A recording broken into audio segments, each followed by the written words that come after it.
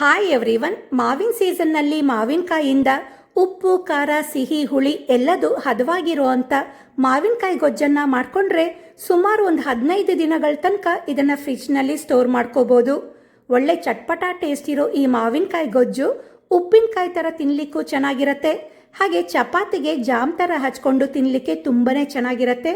ಮಕ್ಕಳಿಗೆ ಚಪಾತಿಗೆ ಹಚ್ಚಿ ರೋಲ್ ಮಾಡಿಕೊಟ್ರೆ ಎಂಜಾಯ್ ಮಾಡಿಕೊಂಡು ತಿಂತಾರೆ. ಈ ಮಾವಿನಕಾಯಿ ಗೊಜ್ಜು ಮಾಡಲಿಕ್ಕೆ ಜಾಸ್ತಿ ಟೈಮ್ ತಗೊಳ್ಳಲ್ಲ. ಬರೀ ಒಂದು 15ರಿಂದ 20 ನಿಮಿಷದಲ್ಲಿ ತಯಾರು ಮಾಡ್ಕೋಬೋದು.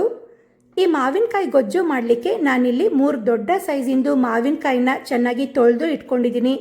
ಮಾವಿನಕಾಯ್ದು ಸಿಪ್ಪೆ ಸ್ವಲ್ಪ ಗಟ್ಟಿ ಇರೋದ್ರಿಂದ ಇದ್ರ ಸಿಪ್ಪೆನೆಲ್ಲ ತೆಗೆದು ಸ್ವಲ್ಪ ಸಣ್ಣ ಸೈಜ್ನಲ್ಲಿ ಕಟ್ ಮಾಡ್ಕೋಬೇಕು. ನೀವು ಬೇಕಾದರೆ ಇದನ್ನು ತುರ್ಕೊಳ್ಳೂಬೋದು. ಆದರೆ ಈ ರೀತಿ ಸಣ್ಣದಾಗಿ ಕಟ್ ಮಾಡಿಕೊಂಡ್ರೆ ಗೊಜ್ಜನ್ನು ತಿನ್ನೋಬೇಕಾದ್ರೆ ಮಧ್ಯದಲ್ಲಿ ಸಿಕ್ಕಾಗ ಟೇಸ್ಟ್ ತುಂಬಾ ಚೆನ್ನಾಗಿರುತ್ತೆ. ಈಗ ಒಂದು ಕಡಾಯಿಯಲ್ಲಿ 3ರಿಂದ 4 ಟೇಬಲ್ ಸ್ಪೂನಷ್ಟು ಎಣ್ಣೆನ ಹಾಕೊಳ್ತಾ ಇದ್ದೀನಿ. ಗೊಜ್ಜು ಆದ್ದರಿಂದ ಎಣ್ಣೆ ಸ್ವಲ್ಪ ಜಾಸ್ತಿ ಬೇಕಾಗತ್ತೆ. ಎಣ್ಣೆ ಕಾದ್ಮೇಲೆ ಇದಕ್ಕೆ 1 ಟೀ ಸ್ಪೂನ್ ಸಾಸಿವೆ ಹಾಕಿ ಹಾಗೆ ಒಂದು ಅರ್ಧ ಟೀ ಸ್ಪೂನ್ ಇಂಗನ್ನು ಹಾಕೊಳ್ಳಿ. ಸಾಸಿವೆ ಸಿಡಿಲಿಕ್ಕೆ ಸ್ಟಾರ್ಟ್ ಆಯಿತು ಅಂದರೆ ಇದಕ್ಕೆ ನಾವು ಹೆಚ್ಕೊಂಡಿದ್ವಲ್ಲ ಮಾವಿನಕಾಯಿನ ಹಾಕೊಳ್ಬೇಕು. ಈಗ ಈ ಮಾವಿನಕಾಯಿನ ಎಣ್ಣೆಯಲ್ಲಿ 1 ನಿಮಿಷ ಫ್ರೈ ಮಾಡ್ಕೋಬೇಕು. ಈ ರೀತಿ ಫ್ರೈ ಮಾಡ್ಕೊಳ್ಳೋದ್ರಿಂದ ಗೊಜ್ಜಿನ ಟೇಸ್ಟ್ ಚೆನ್ನಾಗಿ ಬರುತ್ತೆ. ಮತ್ತು ಇದಕ್ಕೆ ನೀರನ್ನು ಹಾಕಿ ಬೇಯಿಸಿದಾಗ ತುಂಬ ಮೆತ್ತಗಾಗಲ್ಲ, ಸ್ವಲ್ಪ ಬಾಯಿಗೆ ಸಿಗೋ ಥರ ಗಟ್ಟಿಯಾಗೇ ಇರುತ್ತೆ. ಆದ್ದರಿಂದ ಇದಕ್ಕೆ ನೀರನ್ನು ಹಾಕೊಳ್ಳೋಕ್ಕಿಂತ ಮುಂಚೆ ಈ ರೀತಿ ಫ್ರೈ ಮಾಡ್ಕೊಳ್ಳಿ. ಇದನ್ನು ಫ್ರೈ ಮಾಡ್ಕೊಂಡ ನಂತರ ಇದಕ್ಕೆ 1 ಟೀ ಸ್ಪೂನ್ ಉಪ್ಪು ಮತ್ತು ಒಂದು ಅರ್ಧ ಟೀ ಸ್ಪೂನಷ್ಟು ಅರಿಶಿಣ ಹಾಕಿ ಹಾಗೆ ಒಂದು ಅರ್ಧ ಕಪ್ಪಷ್ಟು ನೀರನ್ನು ಹಾಕಿ ಇದನ್ನು ಚೆನ್ನಾಗಿ ಮಿಕ್ಸ್ ಮಾಡಿ ಲೋ ಟು ಮೀಡಿಯಂ ಫ್ಲೇಮ್ನಲ್ಲಿ ಇದನ್ನು ಒಂದು 2 ನಿಮಿಷ ಬೇಯಲಿಕ್ಕೆ ಬಿಡಬೇಕು. ಇದು ಬೇಯೋ ಅಷ್ಟರಲ್ಲಿ ಈ ಮಾವಿನಕಾಯಿ ಗೊಜ್ಜಿಗೆ ಒಂದು ಸ್ಪೆಷಲ್ ಮಸಾಲ ಪೌಡರ್ ರೆಡಿ ಮಾಡ್ಕೊಳ್ತೀವಿ. ಅದನ್ನು ರೆಡಿ ಮಾಡ್ಕೊಳ್ಬೋದು. ಈಗ ಮಸಾಲ ಪೌಡರ್ ರೆಡಿ ಮಾಡ್ಕೊಳ್ಳೋಕ್ಕೆ 1 ಟೀ ಸ್ಪೂನ್ ಜೀರಿಗೆ, 1 ಟೀ ಸ್ಪೂನ್ ಸೋಂಪಿನ ಕಾಳು, ಒಂದು ಅರ್ಧ ಟೀ ಸ್ಪೂನ್ ಕಾಳು ಮೆಣಸು, ಹಾಗೆ ಒಂದು 1/4 ಟೀ ಸ್ಪೂನಷ್ಟು ಮೆಂತೆ ಕಾಳು, ಒಂದು 4 ಒಣಮೆಣಸನ್ನು ಹಾಕಿ ಲೈಟಾಗಿ ಒಳ್ಳೆ ಘಮ ಬರೋ ತನಕ ಹುರ್ಕೊಳ್ಬೇಕು. ಈ ಮಾವಿನಕಾಯಿ ಗೊಜ್ಜಿಗೆ ಮೇನ್ ಟೇಸ್ಟ್ ಬರೋದೇ ಈಗ ಹುರ್ಕೊಳ್ತಾ ಇರೋ ಪದಾರ್ಥಗಳಿಂದ. ಇದಕ್ಕೆ ಸೋಂಪಿನ ಕಾಳು, ಜೀರಿಗೆ, ಮೆಂತೆ ಒಳ್ಳೆ ಟೇಸ್ಟ್ ಕೊಡುತ್ತೆ. ಹಾಗೆ ಕಾಳು ಮೆಣಸು ಒಳ್ಳೆ ಕಟುವಾದ ಖಾರ ಕೊಡುತ್ತೆ. ಈ 4 ಒಣಮೆಣಸಿನ ಜೊತೆ ರುಬ್ಬಬೇಕಾದ್ರೆ ಖಾರದ ಪುಡಿನೂ ಕೂಡ ಹಾಕೊಳ್ತೀನಿ. ಈಗ ಇದು ಒಳ್ಳೆ ಘಮ ಬರ್ತಾ ಇದೆ. ಇದನ್ನು ತೆಗೆದು ಆರಿಸಿ ಒಂದು ಮಿಕ್ಸಿ ಜಾರಿಗೆ ಹಾಕೊಳ್ಳೋಣ. ಇದ್ರ ಜೊತೆಗೆ 1 ಟೀ ಸ್ಪೂನ್ ಖಾರದ ಪುಡಿನೂ ಕೂಡ ಹಾಕೊಳ್ತಾ ಇದ್ದೀನಿ, ಗೊಜ್ಜಿಗೆ ಒಳ್ಳೆ ಕಲರ್ ಬರಲಿ ಅಂತ.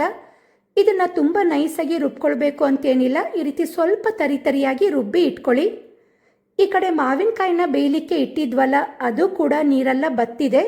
ಈ ಮಾವಿನಕಾಯಿನ ತುಂಬ ಮೆತ್ತಗಾಗೋ ತನಕ ಬೇಯಿಸ್ಕೊಳ್ಳೋದೇನೂ ಬೇಡ, ಬರೀ ಒಂದು 80% ಬೆಂದಿದ್ರೆ ಸಾಕು. ಈ ರೀತಿ ಕಾಯಿಗಳು ನೋಡೋದಕ್ಕೆ ಹೀಗೆ ಇರಲಿ. ಅದರಿಂದ ನೀರನ್ನು ಹಾಕೊಳ್ಳಬೇಕಾದ್ರೆ ಜಾಸ್ತಿ ನೀರನ್ನು ಹಾಕ್ಕೊಂಡು ಬೇಯಿಸ್ಕೊಳ್ಳೋದೇನೂ ಬೇಡ.